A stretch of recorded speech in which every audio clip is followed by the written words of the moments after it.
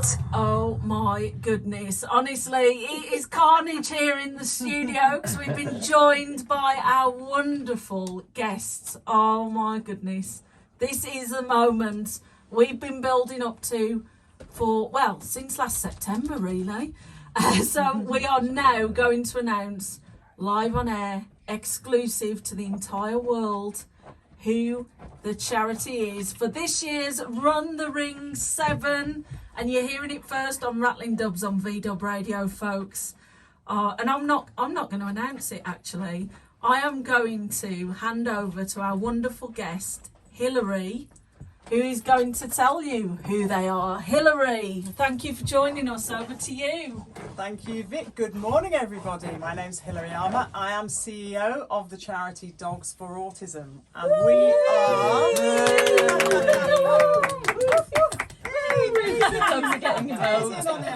So we are absolutely thrilled to be here this morning. We've been so excited about this morning. And, I can't tell you how special it is for us to be chosen as the charity this year for Run the Ring. We're so looking forward to it.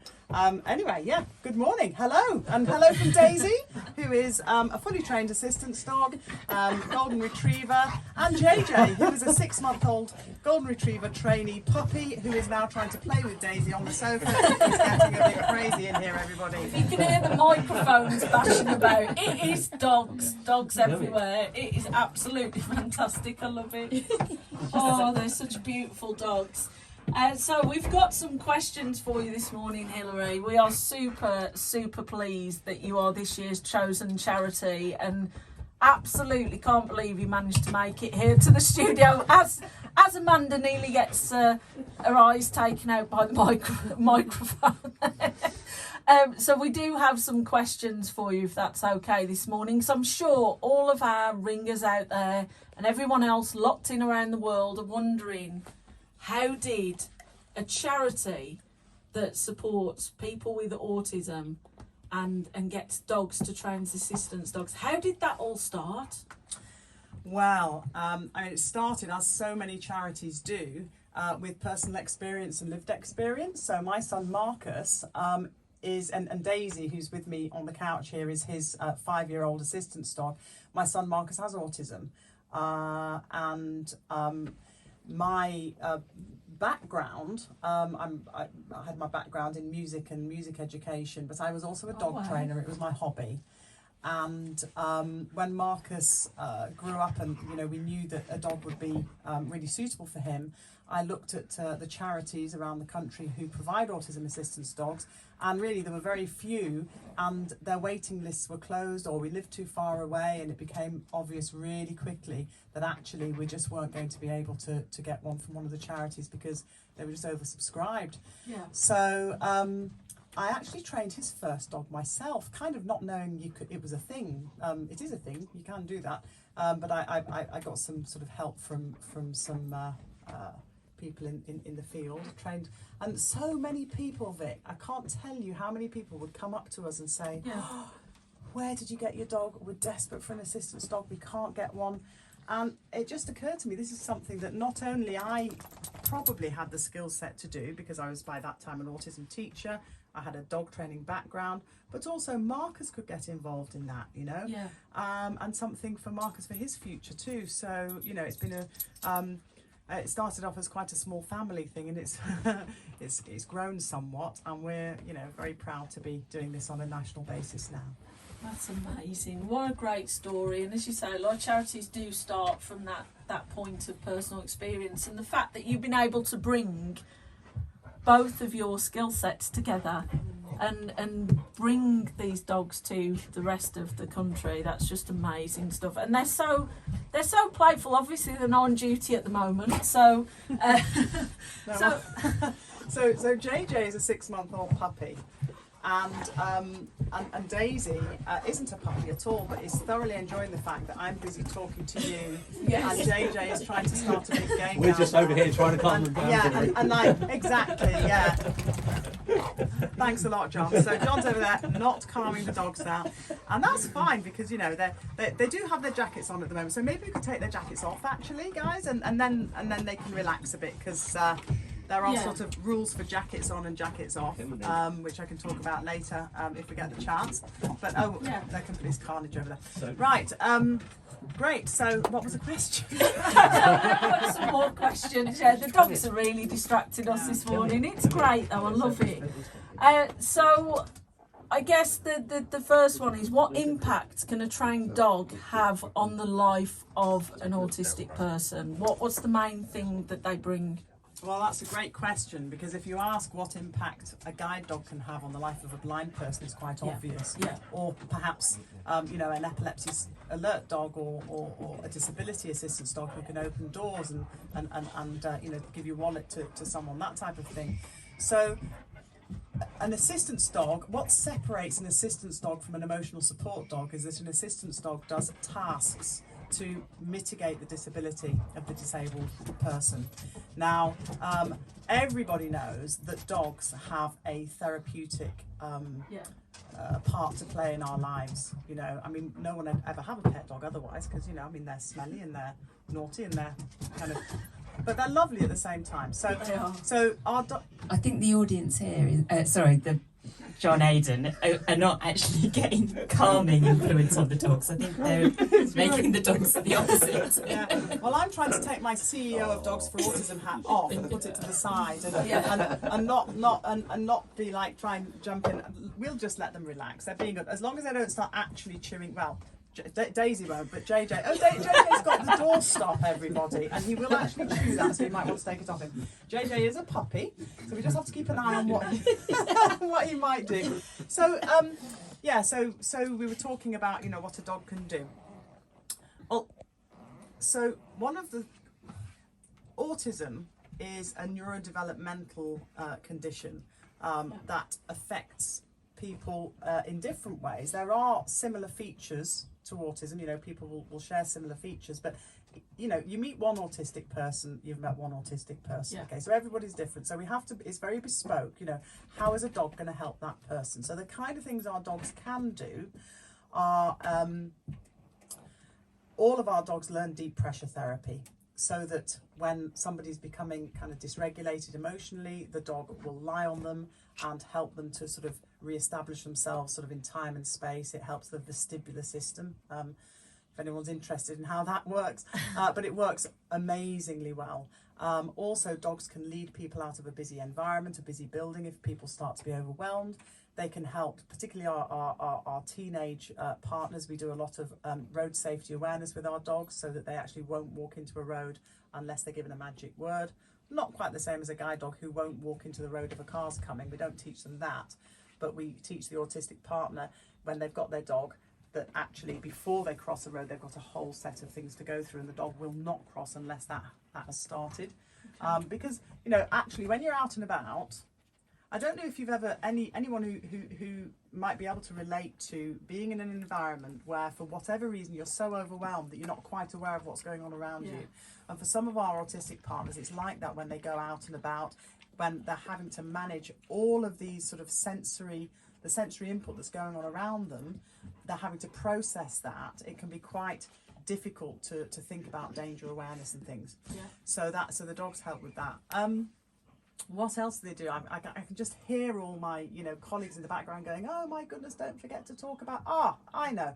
So Daisy, for instance, gives me about a half hour to 20 minutes to half an hour warning if my son Marcus is going to have a meltdown.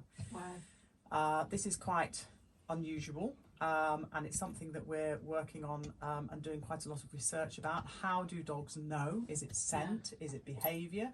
And we're on with actually coming up with a program to train dogs, rather than it happening sort of naturally, to train dogs to actually do that. So a lot of our dogs will alert either their partner or a parent that things are starting to go awry before anybody knows. Amazing, isn't it? Yeah, it's absolutely brilliant, and that is a huge thing, because if we can really develop the research on that, then these dogs are going to be even more life-changing than they already are, because I have to say, emotional dysregulation and the fear of what happens when I like to say when the wheels fall off the bus, is the thing that makes it scary for autistic people to go out and about, because it's safe to be at home. So if our dogs can say to them in advance, absolutely, then that's going to mean they can go out. Yeah.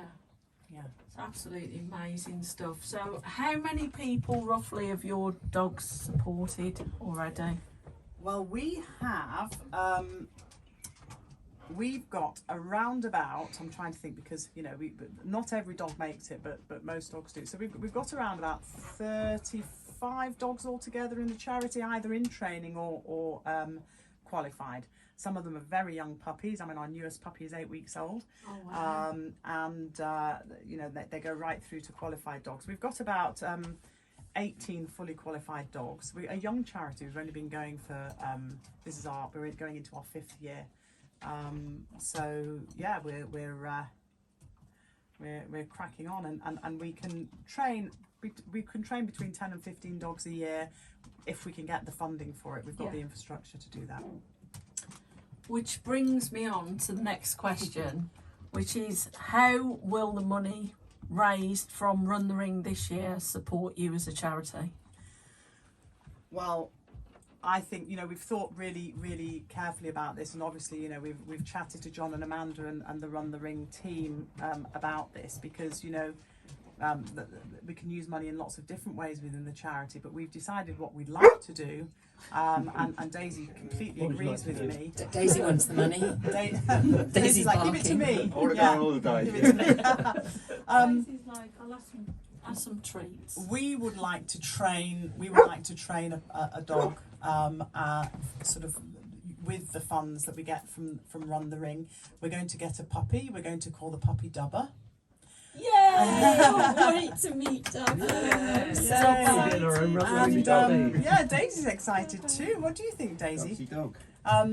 And so I think we'll be from now we're going to start thinking about Dubber and where what kind of dog Dubber will be. He or she will be I'm sure a golden retriever or a Labrador, I would imagine. And so Dubber will be trained to help an autistic person. Now our dogs cost about £25,000 for the life of the dog, really, to train and maintain throughout the life of the dog. It costs the charity that, because people often ask, how does it cost £25,000 to train a dog? But in the training of the dog, you've also got to add in the running of the charity as well. So a small proportion of that goes towards things like, printer ink and keeping the lights on, but most of it is in the actual hands-on training of the dog and looking after it. So that's what we're hoping to do. And then it depends. Any funds that come through that aren't used for Dubber, we would like to put towards our breeding program, which is something that's just in its very, very earliest stages. So we thought that the Run the Ring money should just be about puppies, puppies and Dubber and Dubber's, cousins and stepbrothers and sisters and puppies. It's all about puppies this year.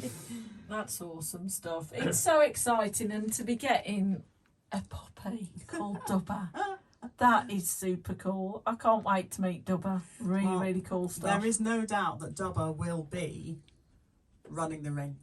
Hey. Yeah. Oh, there you go, folks. You heard it World first. exclusive. Yes, another world exclusive. This show is full of them this morning. Do you think it's good training to take a puppy up in a helicopter?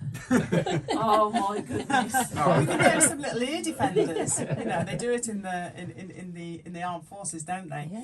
Well, actually, I think if we're in all seriousness, I don't think a helicopter would possibly be the right thing for a young puppy. I think you might like to work up to a helicopter, but maybe a T2, something like that. In the window. Flappy ears, yeah. Oh, I can just imagine now all the dogs that are going to be at Run the Ring this year.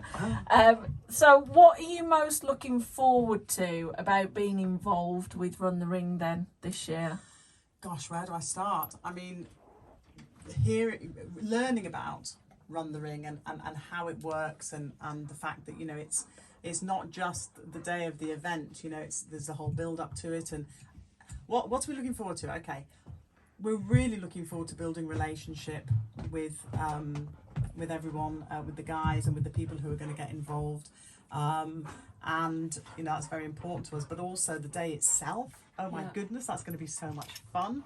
We've got lots of ideas about how we might be involved, and obviously we'll talk more with John and Amanda and the guys about that. What are we looking forward to? The creativity of what it might offer us, really. You know, how can we make the most of this journey together over the next few months? We're looking forward to a bit of blue sky thinking and coming up with some great ideas, and maybe some ideas from you know, the listeners as well, of how they might like to what we could do to make it fun and really inclusive for everybody. Yeah, sounds awesome. So excited. Really can't wait for this. It's amazing stuff. We are going to play a track in just a sec and then come back to the rest of the questions. But there's one question before we do that. Do any of the team own a VW? Or have they owned one? Do you know what? That's interesting, because we did have a member of staff who left us last year who is a VW camper owner and has a camper. I don't know what type it is, and we were discussing this, and our head trainer said, do you know, I've got a VW camper, and it's a restored VW camper. She's called Ogle.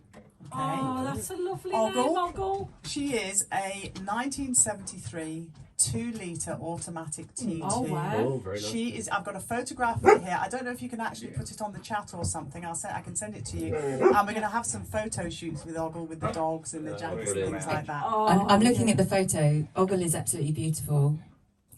Is it he or she? She's missing one thing. What? A Run the Ring sticker. Yes, we've got to get him on Ogle. Definitely. So I think Ogle's modelling days are already well established. I think Ogle is used in modelling shoots, but I think she's going to be busy over the next few months. She might not go very far. I think she potters around 10 to 15 miles away from home and back again, from what I hear. But you know, she'll definitely be involved in the whole process. We'll get a photo onto the chat.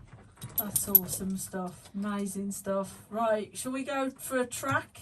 Have a quick breather, and then we'll come back for some more questions for Hilary. So do not go anywhere.